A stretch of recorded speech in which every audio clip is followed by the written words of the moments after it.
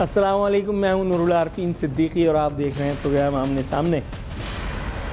اس sound bite کا آج کے شو سے قسماً کہتا ہوں کوئی تعلق نہیں ہے، یہ تو بس آج تھکن زیادہ ہو گئی تھی تو میں نے سوچا کس طرح سے ایک ریفریش ہو کر کے اور ذرا زبردست موڈ میں آ کر کے آپ کو بھی پروگرام میں شریک کیا جا سکے۔ یہ لطیفے بس اب میں نے فیصلہ کیا اسی طرح سے اپنے پروگرام میں شامل کروں گا۔ آج کے شو کا اختتام بھی کسی لطیفے سے ہی ہوگا، لیکن اب اپنے موضوع کی طرف آ جاتے ہیں۔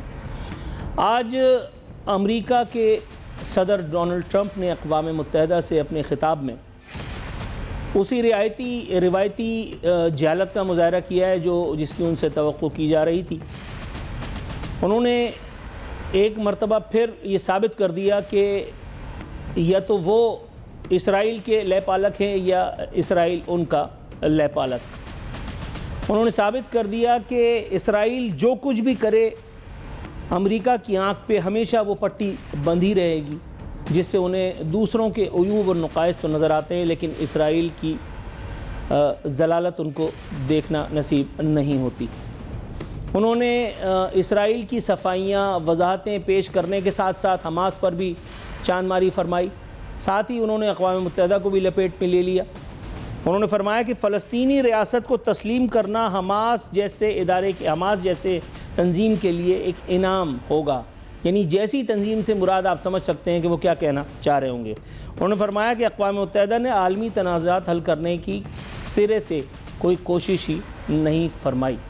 یہ بات جزوی طور پر ان سے اتفاق کیا جا سکتا ہے، کیونکہ اقوام متحدہ اگر امریکہ کی لونڈی نہ ہوتی تو میرا خیال ہے کہ یہ فلسطین اور کشمیر کے معاملات اتنا ڈول ڈرمز میں نہ ہوتے۔ اگر اقوام متحدہ اپنا کردار فعال طور پر ادا کرتی تو میرا خیال ہے کہ اتنے سارے معاملات گڑبڑیشن کا شکار نہ ہوتے۔ اگر اقوام متحدہ کمزور نہ ہوتی تو ڈونلڈ ٹرمپ تقریر کے لیے مختص کی گئی 15 منٹ کے دورانیوں کو 1 گھنٹے میں زبردستی تبدیل نہ فرما دیتے۔ اگر اقوام متحدہ پر امریکی تسلط اسرائیلی قبضہ نہ ہوتا تو وہ تمام وفود جو یہاں تقریر سننے کے لیے بیٹھے تھے ان کو تقریر سننے میں خلل کا سامنا نہ کرنا پڑتا، اور وہ بھی ان تقاریر کو سننے میں کہ جس میں اسرائیل کی مذمت فرمائی گئی تھی، جس میں جو ہے غزہ میں ہونے والے مسلمانوں کے ہولوکاسٹ پر تشویش کا اظہار کیا گیا تھا، جس میں اس بلڈ شیڈ کو رکوانے کا مطالبہ کیا گیا تھا۔ جتنے بھی وفود نے، جتنے بھی مقررین نے اس حوالے سے تقریریں کی، ان سب کا مائک انورٹڈ کاماز میں تکنیکی پراسرار خرابی کے سبب بند وقفے سے کیا جاتا رہا۔ تاہم بعد میں اقوام متحدہ کے جو چودھری تھے انتونیو فلانا انہوں نے آ کر کے اور بلا وجہ عوام کا ٹائم پاس کیا، اور انہوں نے فرمایا کہ غزہ میں جو ہے وہ صورتحال بہت زیادہ تشویشناک ہے۔ گویا اگر وہ ہمیں نہ بتاتے تو ہمیں پتہ ہی نہیں چلتا کہ اقوام متحدہ بھی اس معاملے کو سنجیدگی سے انورٹڈ کاماز میں دیکھ رہی ہے۔ ان کا فرمانا تھا کہ غزہ میں قتل و غارت کی تمام حدیں پار ہو گئی ہیں، غزہ سے متعلق عالمی عدالتوں کے فیصلوں کی بھی پاسداری نہیں کی گئی۔ ڈونلڈ ٹرمپ کی اگر ہم بات کریں تو ڈونلڈ ٹرمپ نے حماس پر زور نہیں دیا، انہوں نے حماس کو حکم دیا ہے کہ 1 یا 2 نہیں، تمام تر جو اغوا کنندگان ہیں، یرغمالی ہیں، ان کو ایک ساتھ اور فوری طور پر غیر مشروط طور پر رہا کیا جائے۔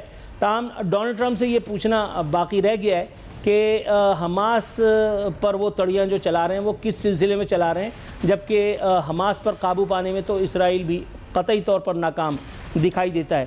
اسی طرح کے موضوعات پر اپنی معلومات میں اضافے کے لیے آج ہم نے ایک ہستی کو دعوت کلام دینے کی اداکاری فرمائی ہے۔ ہمارے ساتھ ایک معروف صحافی، تجزیہ کار، ماہر بین الاقوامی امور، جو فلسطین کے اس ایشو کے حوالے سے اپنا ایک نقطہ نظر بھی رکھتے ہیں اور اسرائیلی جارحیت کے حوالے سے ان کا خاصا تجربہ بھی ہے۔ احمد حسن العربی صاحب سے ہم نے ریکویسٹ کی ہے کہ وہ آج ہمارے اس پروگرام میں شریک ہو کر کے ہمارے ناظرین کو اسرائیلی جارحیت، اسرائیلی غاصبی حرکات سے آگاہ فرمائیں، اور ساتھ ہی ساتھ ان سے ہم یہ پوچھنے کی بھی کوشش کریں گے کہ ڈونلڈ ٹرمپ کا یہ خطاب حماس کے ارادوں کو، اس کے عزائم کو بدلنے میں کس حد تک معاون و مددگار انورٹڈ کاماز میں ثابت ہونے کی توقع ہے۔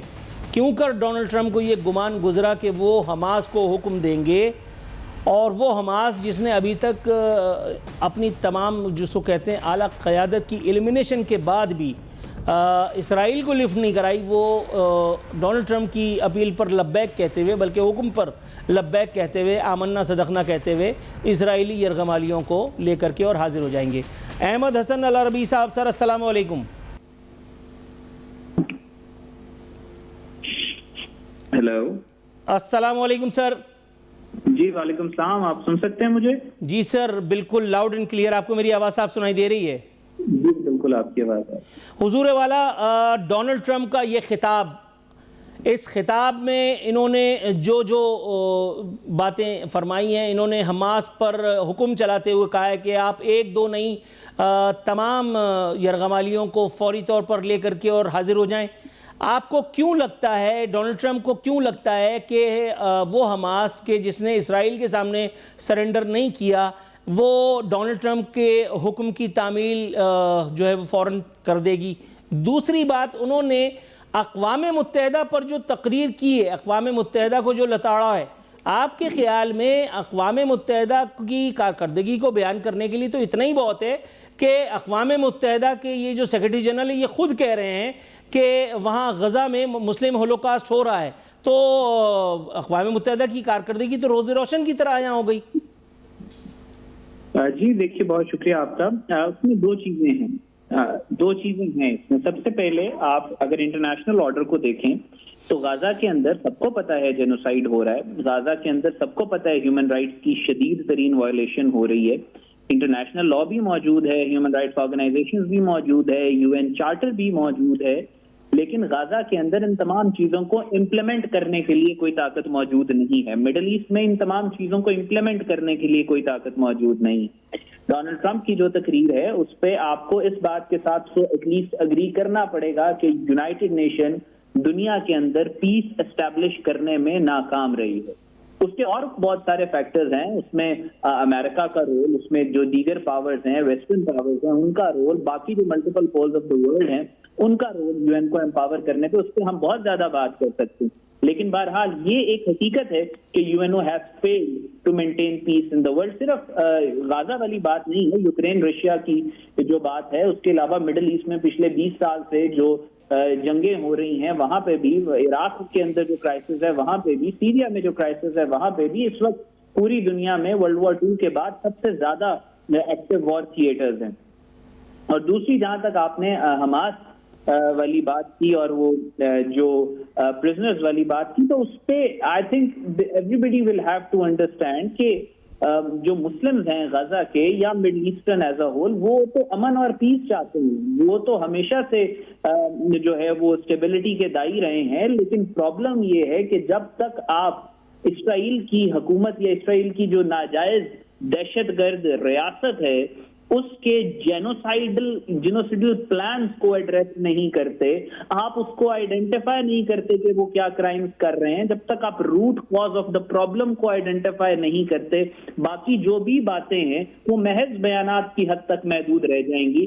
اگر آپ واقع میں پیس چاہتے ہیں مڈل ایسٹ کے اندر، اگر آپ واقع میں امن چاہتے ہیں، تو آپ کو نتن یاہو کو کنٹرول کرنا پڑے گا، آپ کو اسرائیل کی ریاست کا کوئی نہ کوئی سولوشن نکالنا پڑے گا۔ آپ اگر صرف باتیں کرتے رہیں اور بلیم گیمز کرتے رہیں اور روٹ کاز کو ایڈریس نہ کریں، روٹ کاز روز روشن کی طرح آیا ہے۔ قائد اعظم نے فرمایا تھا کہ اسرائیل مسلمانوں کے قلب میں ایک خنجر ہے، جب تک آپ اس پیوست خنجر کو نہیں نکالیں گے مسلمانوں کے قلب سے، کوئی مسئلہ حل نہیں ہوگا۔ سر، اسرائیلی تسلط اور امریکی جو ملی بھگت ہے اس کو ظاہر کرنے کے لیے کیا یہی ایک پوائنٹ کافی نہیں ہے کہ جو مقررین تقریر فرما رہے تھے، غزہ میں ہونے والی ہولناکیوں کی داستانیں سنا رہے تھے، اسرائیل کے بارے میں مذمتی کلمات ادا کر رہے تھے، اچانک سے کوئی پراسرار اور تکنیکی خرابی مقررین کی آواز جو ہے وہ آڈینس تک پہنچانے میں ناکام ہو رہی تھی، یہ سب کچھ ایسے ہی ہو رہا تھا فی سبیل اللہ، یا اس کے پیچھے بھی کوئی سازش ہی کار فرما دیکھتے ہیں آپ؟ جی دیکھیں، جو اسرائیل کا انفلوئنس ہے امریکن پاور کوریڈورز کے اندر، وہ کسی سے ڈھکا اور چھپا ہوا نہیں ہے۔ کوئی تو وجہ ہے کہ پچھلے 70 سال سے کنٹینیوسلی امریکہ اسرائیل کا سب سے بڑا ڈونر ہے۔ آپ کوئی تو وجہ ہے کہ امریکہ کی اکانومی، امریکن اس وقت $37 ٹریلین کے مقروض ہیں، لیکن 1 روپے کا بھی فرق نہیں پڑا اس فنڈنگ کو جو امریکہ اسرائیل کو کر رہا ہے۔ کوئی تو وجہ ہے کہ جو اے پیک، جو اسرائیلی لابی جس کو کہا جاتا ہے امریکہ کے اندر، وہ بہت طاقتور ہے.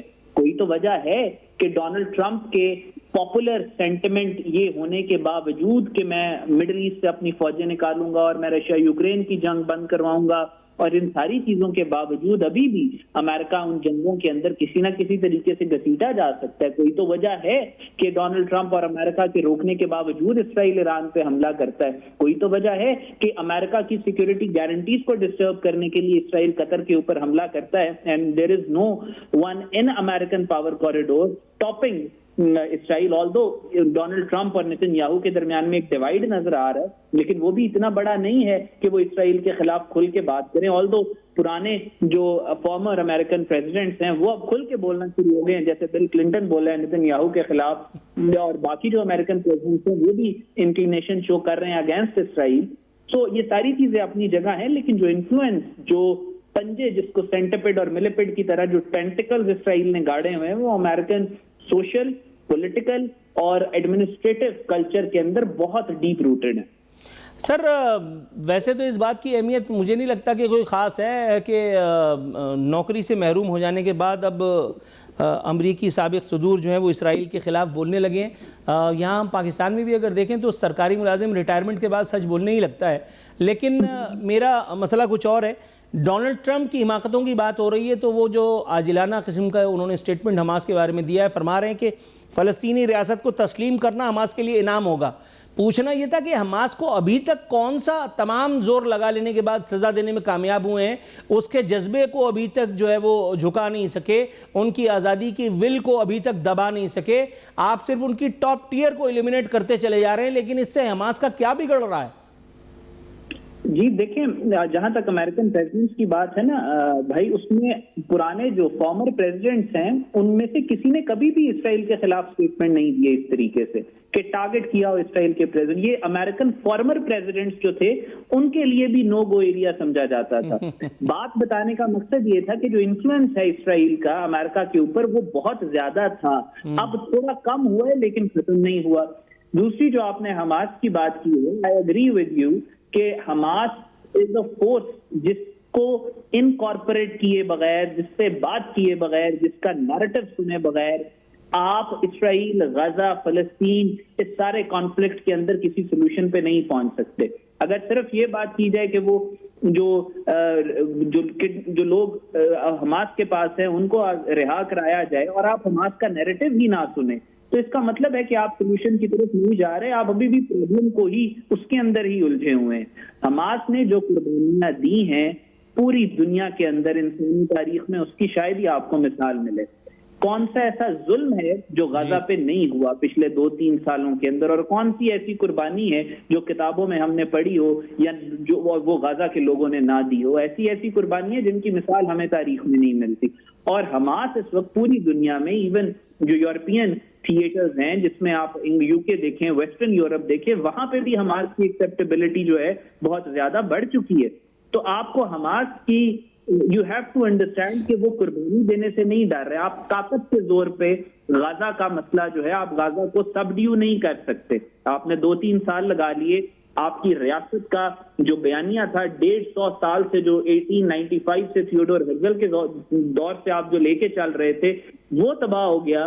آپ کے 2% اسرائیل چھوڑ کے چلے گئے. آپ کے ملک میں انتشار پھیل گیا. نیتن یاہو کے خلاف بغاوت کا خطرہ جو ہے وہاں پہ شروع ہو گیا. جوڈیشری نیتن یاہو کے خلاف ہو گئی. پوری دنیا میں اسرائیل کی فورن پالیسی کلیپس کر گئی. تو اس کے پیچھے کون ہے؟ اس کے پیچھے وہ قربانیاں ہیں جو حماس نے دی ہیں اور غزہ کے لوگوں نے دی.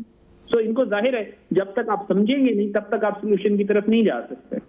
سر اگر اقوام متحدہ میں کوئی کوشش کی جاتی ہے مشترکہ طور پر کہ فلسطینی ریاست کو تسلیم کرنے کی جو ہے وہ کوئی مہم چلتی ہے، یا جس طرح سے ابھی ایک ایک کر کے آسٹریلیا، کینیڈا، پھر اس کے بعد ابھی فرانس نے بھی کیا ہے، آسٹریلیا کے علاوہ اور بہت سارے ممالک ہیں جو میرے خیال ہے کیوں میں کہ جو فلسطین کو باقاعدہ ریاست کے طور پہ تسلیم کرنے کے خواہاں ہیں. اگر اس طرح کی کوئی کوشش امریکہ کی جانب سے ویٹو کی جاتی ہے تو کیا فلسطینی ریاست کو یا فلسطین کاز کو یا فلسطینیوں کو یا انٹرنیشنل کمیونٹی کو کوئی خاص فرق پڑ جائے گا؟ دیکھیں صدیقی صاحب، پوری دنیا اس وقت اسرائیل کے خلاف بات کر رہی ہے. جو فرانس کی اسٹیٹمنٹ ہے, آسٹریلین جو ریپرزینٹیٹیوز ہیں ان کی جو اسٹیٹمنٹس ہیں, ظاہر ہے وہ دنیا میں بہت زیادہ امپیکٹ کریٹ کر رہی ہیں. لیکن چاہے 2 اسٹیٹ سولوشن ہو, چاہے 1 اسٹیٹ سولوشن ہو, at the end of the day آپ نے اس سولوشن کے اوپر منوانا کس کو ہے؟ آپ نے منوانا ہے اسرائیل کو. جی, اسرائیل کیا آپ کے ڈپلومیٹک انڈیور سے مانے گا, یا آپ کو کوئی طاقت کی ضرورت پڑے گی, آپ کو کوئی فورس پروجیکشن کی ضرورت پڑے گی؟ یہ ایک سوالیہ نشان ہے. مجھے ایسا لگتا ہے as an international relation scholar, یہ میرا اوپینین ہے, ہو سکتا ہے صحیح ہو سکتا ہے غلط ہو, لیکن جتنا میں نے مڈل ایسٹرن وار تھیٹر کو پڑھا ہے, مجھے ایسے لگتا ہے جب تک ایک طاقت مڈل ایسٹ کے اندر موجود نہیں ہوگی, فیصلوں کو, قانون کو, انٹرنیشنل لا کو, ہیومن رائٹس کے چارٹر کو, یو این کے چارٹر کو امپلیمنٹ کرنے کے لیے, تب تک اسرائیل نہیں رکے گا. کون سی طاقت موجود ہونی چاہیے آپ کے خیال میں؟ میرا کہنے کا مطلب ہے کہ کوئی نہ کوئی ہارڈ پاور جس کو کہا جاتا ہے, جب تک وہ موجود نہیں ہوگی. دیکھیں, ہم یہ ساری جو باتیں کر رہے ہیں یہ ڈپلومیسی کی کر رہے ہیں. ڈپلومیسی کا ہمیں جب پڑھایا جاتا تھا ڈپلومیسی کی پہلی کلاس میں, تو کہا گیا تھا کہ ڈپلومیسی صرف ایک وجہ سے ہوتی ہے, ٹو اوائڈ وار, جنگ کو اوائڈ کرنے کے لیے. جب تک جنگ کا تھریٹ نہیں ہوگا تب تک ڈپلومیسی کامیاب نہیں ہوگی. جب تک آپ کے پاس ہارڈ پاور نہیں ہوگی تب تک آپ ڈپلومیسی کامیاب نہیں کرا سکتے. آپ نے انڈیا والی اگزامپل میں دیکھا کہ ہم پچھلے 20 سال سے ان کو کہہ رہے تھے بیٹھو آؤ, پانی کے اوپر بات کرتے ہیں, دہشت گردی جو تم ہمارے ملک میں بھیجتے اس پہ بات کرتے ہیں, مذاکرات کرتے ہیں ہمارے ساتھ. انہوں نے ہمیں کسی خاطر میں نہیں لائے, اور پھر جب ان کو مار پڑی 6 اور 10 مئی کو, تو پھر اس کے بعد گھٹنوں کے بل انہوں نے کہا کہ ہاں جی ہم بات کرنے کے لیے تیار ہیں. یہ دنیا کی فطرت ہے, دنیا کا اصول ہے. ڈپلومیسی کامیاب تب ہوتی ہے جب ڈپلومیسی کے دونوں فریق ایکولی پاورفل ہوں, یا دونوں فریقوں میں سے کوئی ایک اپنی ملٹری پاور کو, ہارڈ پاور کو پروجیکٹ کرنے کی صلاحیت رکھتا ہو. Got your answer sir, thanks a lot for your precious time. ناظرین, یہ تھے احمد حسن العربی صاحب, ان کا ویو پوائنٹ آپ نے سنا. یہاں وقت ہوا ہے پروگرام میں ایک مختصر سے کمرشل بریک پہ جانے کا. بریک سے واپس آتے ہیں تو کچھ اور موضوعات ہیں جن کا احاطہ کریں گے. ہمارے ساتھ اس وقت احمد قریشی صاحب, معروف اینالسٹ موجود ہیں. معلوم کرنے کی کوشش کریں گے کہ ڈونلڈ ٹرمپ کا خطاب تو ہو چکا. ڈونلڈ ٹرمپ نے کم و بیش وہی باتیں کی ہیں جو ان سے توقع کی جا رہی تھی. اقوام متحدہ میں وزیر اعظم پاکستان کا یہ خطاب کس انداز سے اس کی توقع کی جائے, کیا رنگ لائے گا یہ خطاب؟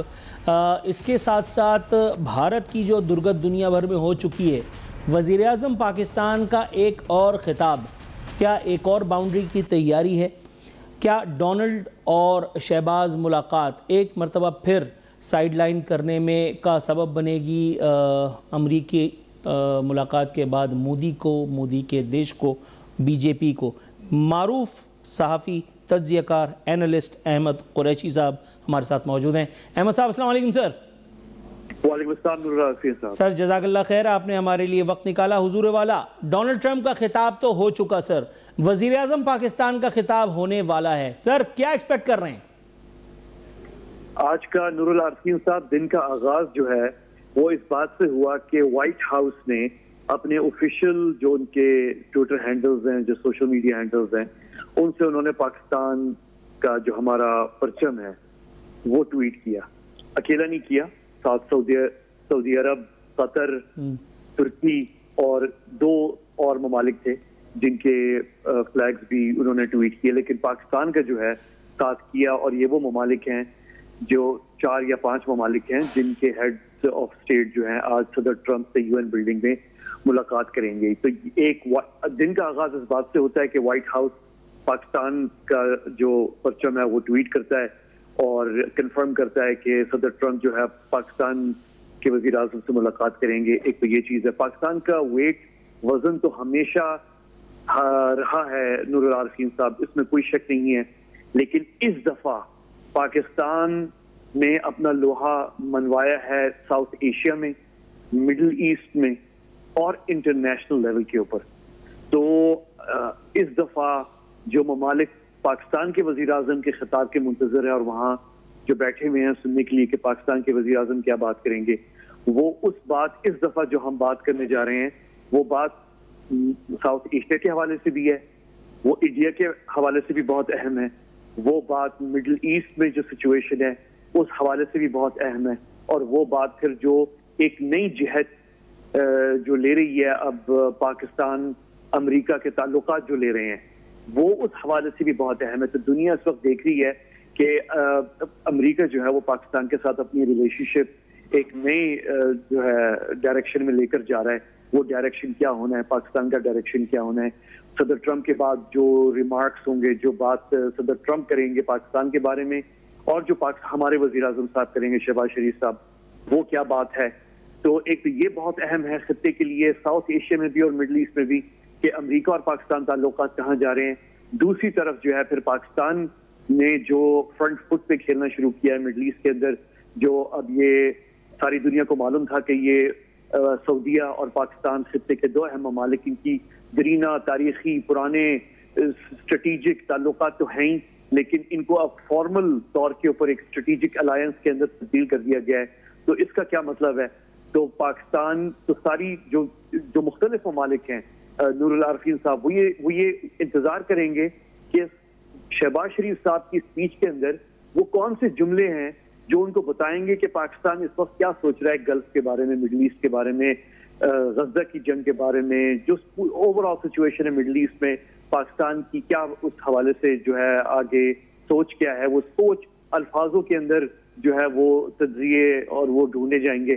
اور پھر موسٹ امپورٹنٹلی جو ہے جو پاکستان نے دنیا کو دکھایا ہے کر کے ساؤتھ ایشیا میں, کہ ہم نے اپنے سے 5 یا 6 گنا بڑے ملک کو جو ہے اپنے حد میں اور اپنے حدود میں لا کے کھڑا کر دیا ہے. تو یہ بہت بڑا کام ہوا ہے. تو اس حوالے سے پاکستان ڈپلومیٹکلی بھی, اور پاکستان آپ کو پتا ہے پھر ملٹری پوائنٹ آف ویو سے بھی جو ہے سب کے سامنے جو ہے ایک نئی طریقے سے دنیا ہمیں دیکھ رہی ہے. تو وہ ان ساری باتوں کی جھلک جو ہے آج وزیر اعظم شہباز شریف صاحب کی اسپیچ میں نظر آئی. سر تو گویا اس ایک تقریر کے بطن سے میں یہ سمجھوں کہ مودی اور مودی کا دیش, گویا بی جے پی اور مودی والے ایک اور سفارتی بین الاقوامی ذلت کے لیے تیار ہو جائیں. بالکل, وہ تو ان کا تو صبح ہی آج بہت خراب گزرا ہوگا جب انہوں نے دیکھا کہ وائٹ ہاؤس نے, ان کی صبح ہی بہت بری گزری ہوگی. ناشتہ, میں تو کہہ رہا ہوں کہ شاید ناشتہ خراب ہو گیا ہوگا جب دونوں جگہ پہ, نئی دلی میں بھی اور نیو یارک میں بھی, جب انہوں نے دیکھا کہ پاکستان کا جھنڈا ٹویٹ ہو رہا ہے وائٹ ہاؤس کے آفیشیل اکاؤنٹ سے. تو یہ تو, اور پھر ہمارا جو سب ہلالی پرچم ہے, ہمارا تو سب سے اونچا پرچم ہے, لیکن ہمارا پرچم جو ہے وہ ان 4-5 ممالک کے ساتھ ٹویٹ ہوا جو اس وقت سب سے بڑے کھلاڑی ہیں مڈل ایسٹ کے اندر. تو اس لیے میرے خیال میں تو آج صبح بہت بری گزری ہے. میں تو سوچنا بھی نہیں چاہتا کہ اس وقت جو ڈیلیگیشن ہمارے دوستوں کی پڑوس میں نیو یارک میں موجود ہے ان پہ کیا گزری ہوگی اور نئی دلی میں کیا گزری ہوگی. تو یہ تو آپ نور العارفین صاحب, آپ خامخواہ چسکے لے رہے ہیں آپ کے اوپر, جتنا برا ان کے اوپر آج صبح گزرا ہے. میں آپ کو حلفیہ بتا رہا ہوں کہ پیدائش سے اب تک مجھے شاید اپنی شادی کی بھی اتنی خوشی نہیں ہوئی ہے جتنی آپریشن بنیان المرصوص میں انڈیا کی حجامت سے ہوئی, اور اس کے بعد جو پیدر پہ مودی کی ذلت اور مودی والوں کی ذلت ہو رہی ہے, اور پھر جو ابھی آپ نے میری بات پہ مہر تصدیق ثبت فرمائی ہے, میں بتا نہیں سکتا میں کتنا خوش ہوں. سر, ڈونلڈ شہباز ملاقات کے بطن سے کیا کچھ نکلتا دیکھ رہے ہیں؟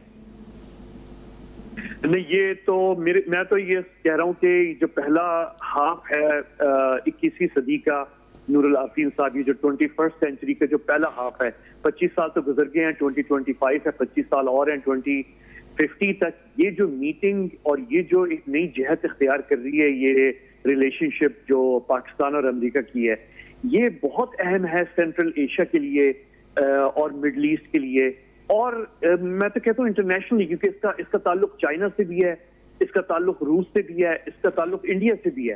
تو جہاں ہمارے نیبرہڈ کے اندر یہ 3 بڑے ہاتھی ہیں, انڈیا, چائنا اور روس, آپ دیکھیں کہ ان کے حوالے سے اور پھر افغانستان کے حوالے سے اور مڈل ایسٹ کے حوالے سے امریکہ جو ہے, جو دنیا کی اس وقت سپریم پاور ہے, وہ پاکستان کا کردار بہت اہم دیکھ رہی ہے. ہمارا کردار انڈیا کے حوالے سے بھی ہے, چائنا کے حوالے سے بھی, روس کے حوالے سے بھی, اور پھر ظاہر افغانستان, ایران اور مڈل ایسٹ ہے. تو ان سارے حوالوں سے مجھے پتا ہے کہ جب میں یہ بات آپ سے کرتا ہوں کہ 21st سینچری کی فرسٹ ہاف جو ہے 2050 تک بات جو ہے وہ لگتا ہے کہ تھوڑی سی ایگزیجریشن ہے یا بہت بڑی بات ہے, لیکن یہ بالکل ایسا نہیں ہے. اس وقت امریکی پینٹاگون کے اندر جو ہے ایک ریویو کیا جا رہا ہے امریکہ کی پوزیشن, تعلقات, صدر ٹرمپ موجود ہیں, وہ امریکہ کی پوزیشن, امریکہ کی پالیسیز جو ہے وہ ریویو کر رہے ہیں, چینج کر رہے ہیں. اس میں پاکستان کا بہت اہم کردار ہے.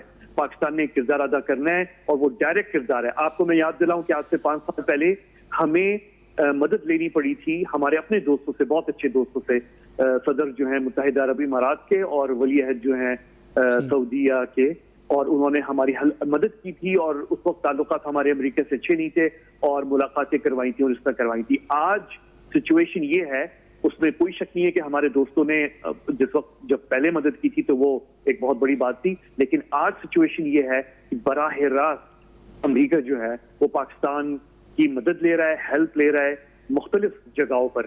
تو یہ ایک بہت بڑی ڈیولپمنٹ ہے. میں تو آپ سے یہ آخر میں یہ کہتا جاؤں گا کہ انڈیا اس وقت بہت چھوٹا سا ایشو ہے ہمارے لیے. ہماری جو اس وقت نیو یارک میں ہونے جا رہا ہے, جو وزیر اعظم شہباز شریف صاحب اور صدر ٹرمپ کی ملاقات ہے, اس میں انڈیا جو ہے وہ ایک بہت چھوٹی سی چیز ہے. ہم اس وقت جو ہیں وہ south Asia, China, Russia, Ukraine اور یہ جو افغانستان ہے, پھر ایران, مڈل ایسٹ, اسرائیل, غزہ, یہ ساری چیزیں جو ہیں ان سب میں ہم سے پاکستان سے مشورہ ہو رہا ہے, پاکستان سے بات چیت ہو رہی ہے. الحمدللہ sir, thank you so very much for your precious time. وقت کی کمی کے سبب مجھے انٹرپٹ کرنے کے لیے کہا گیا ہے. میں ایک مرتبہ پھر کسی پروگرام میں آپ کو زحمت دوں گا. ناظرین, انجوائے دس مومنٹ. الحمدللہ پاکستان کے لیے جو ایک لمحہ ہے, وزیر اعظم پاکستان کی تقریر کسی لمحے ہوا چاہتی ہے. اللہ نے چاہا تو انشاءاللہ تعالیٰ پاکستان کا سبز لالی پرچم یہاں بھی لہرائے گا. اللہ تعالیٰ پاکستان کو, پاکستانیوں کو ایسی ہزاروں خوشیاں مزید دیکھنا نصیب کرے. اپنا خیال رکھیے گا. فی امان اللہ.